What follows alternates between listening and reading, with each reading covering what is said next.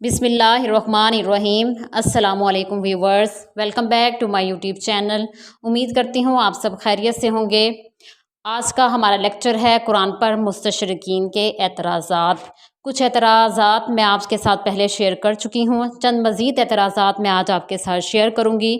مستشرقین قرآن پر بہت سے اعتراض کرتے ہیں، جن میں قرآن پر بنیادی اعتراض جو کرتے ہیں وہ یہ ہے کہ قرآن کی جو کتابت ہے وہ حضور صلی اللہ علیہ وسلم کے کئی سالوں کے بعد ہوئی ہے۔ اس کی وجہ سے وہ اعتراض کرتے ہیں کہ قرآن پاک بعد میں لکھا گیا ہے اور کتابت کی وجہ سے قرآن کو مشکوک بنانے کی کوشش کرتے ہیں، جبکہ اس کا جواب یہ ہے کہ قرآن پاک لکھا ہوا سارے کا سارا موجود تھا۔ ہاں، یہ بات الگ ہے کہ کتابی شکل میں اس کو بعد میں حضرت ابوبکر صدیق رضی اللہ عنہ کے زمانے میں اسے کتابی شکل دی گئی، جبکہ حضرت عثمان نے اس کی کتابت، قرات اور اس کی لغت پر کام کیا، جو کہ امت کے لیے بہت فائدہ مند ثابت ہوا۔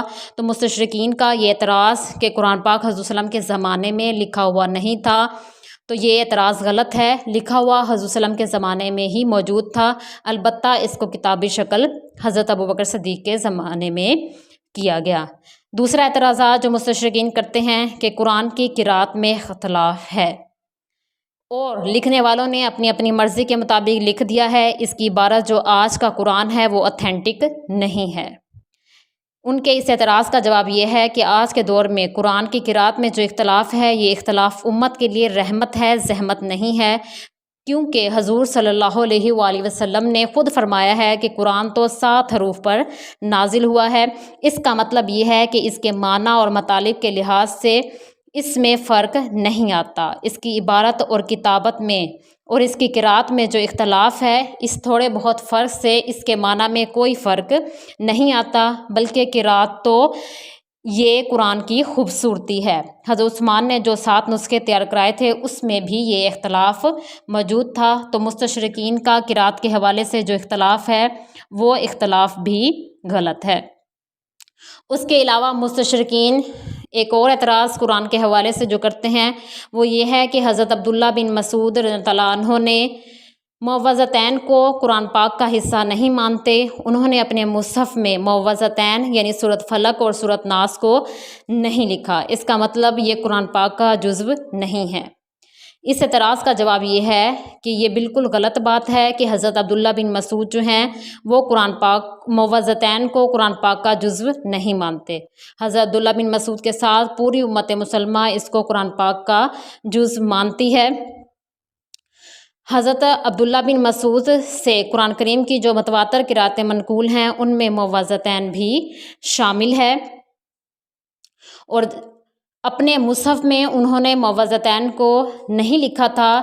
اس واقعے کو روایت کرتے ہوئے کسی راوی کو یہ وہم ہوا اور اس نے اسے اس طرح روایت کر دیا کہ گویا وہ انہیں سرے سے جزو قرآن ہی نہیں مانتے تھے، حالانکہ حقیقت صرف اتنی ہے کہ معوذتین کو جزو قرآن ماننے کے باوجود انہوں نے اپنے مصحف میں اس کو نہیں لکھا تھا، اور نہ لکھنے کی وجوہات بہت سی ہو سکتی ہیں۔ مثلاً علامہ زاہد کوثری رحمہ اللہ نے فرمایا ہے کہ انہوں نے معوذتین کو اس لیے نہیں لکھا کہ ان کے بھولنے کا کوئی ڈر نہ تھا، کیونکہ یہ ہر مسلمان کو زبانی یاد ہوتی ہیں۔ اس کی تائید اس بات سے ہوتی ہے کہ حضرت عبداللہ بن مسعود نے اپنے مصحف میں سورۃ فاتحہ کو بھی نہیں لکھا۔ جب اس کی وجہ پوچھی گئی تو انہوں نے کہا کہ اگر میں سورۃ فاتحہ کو اپنے مصحف میں لکھتا تو ہر سورت سے پہلے لکھتا، کیونکہ نماز میں ہر سورت سے پہلے سورۃ فاتحہ پڑھی جاتی ہے۔ میں نے اسے نہ لکھ کر اختصار سے کام لیا ہے اور مسلمانوں کے حافظے پر اعتماد کیا ہے۔ بہرحال حضرت عبداللہ بن مسعود نے اپنے مصحف میں سورۃ فاتحہ اور معوذتین تحریر نہیں فرمائیں، تو اس کی بہت معقول توجیہات ہو سکتی ہیں۔ ان سے یہ سمجھنا کہ کسی طرح یہ درست نہیں ہے کہ وہ ان کو قرآن کریم کا جزو ہی نہیں مانتے تھے، جبکہ ان سے تواتر کے ساتھ پورا قرآن ثابت ہے جس میں معوذتین بھی شامل ہیں۔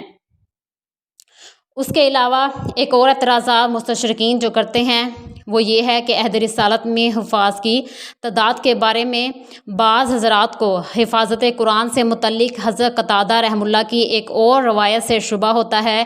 یہ روایت صحیح بخاری میں ان الفاظ کے ساتھ موجود ہے کہ میں نے حضرت انس بن مالک رضی اللہ عنہ سے پوچھا کہ نبی کریم صلی اللہ علیہ وسلم کے زمانے میں قرآن کریم کس نے جمع کیا؟ انہوں نے فرمایا 4 افراد نے، جن میں سے ہر ایک انصار میں سے تھا۔ ان میں حضرت ابی بن کعب، حضرت معاذ بن جبل، حضرت زید بن ثابت اور حضرت ابو زید رضی اللہ عنہم شامل ہیں۔ اس اعتراض کا جواب یہ ہے کہ اس روایت سے بعض لوگ یہ سمجھتے ہیں کہ حضور صلی اللہ علیہ وسلم کے عہد مبارک میں قرآن کریم کے حافظ بس یہی 4 حضرات تھے، حالانکہ یہ خیال درست نہیں ہے۔ ہم بہت سے ایسے صحابہ کرام کو جانتے ہیں جنہوں نے حضور صلی اللہ علیہ وسلم کے زمانے میں ہی قرآن پاک کو حفظ کر لیا تھا۔